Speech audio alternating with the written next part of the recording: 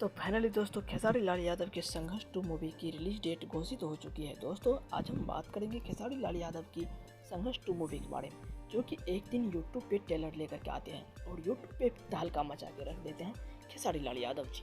और अगर इस मूवी में खास कुछ प्रदर्शन अच्छी मिली और लोगों को पसंद आया तो ये सिनेमा घरों पे राज करेगी। तत्काल अभी सन्नी पाजी की फिल्म गदर 2 अभी सिनेमा घरों पे राज कर रहे हैं और इसी तरह राज करते रहेंगे क्योंकि देश हित में है। दोस्तों इस मूवी ने 8.5 पठान के रिकॉर्ड को तोड़ते हुए और अपना परचम झंडा लहराते हुए इस मूवी ने अभी तक सभी दर्शकों को अपनी ओर आकर्षित कर रहे हैं और सभी को अपनी ओर खींच रहे हैं। और सन्नी पाजी ने अभी तक इस मूवी को 11 अगस्त को रिलीज किया गया था, अभी तक इस मूवी को 6 दिन हुआ है। 6 दिनों में दमदार कमाई के साथ इस मूवी ने 300 करोड़ पार कर चुके हैं और विदेशों से भी कमाई कर रहे हैं। दोस्तों बात करें खेसारी लाल यादव की मूवी के बारे में, अगर इस मूवी में कुछ अच्छा देखने के लिए मिला तो खेसारी लाल यादव की भी मूवी हिट होगी।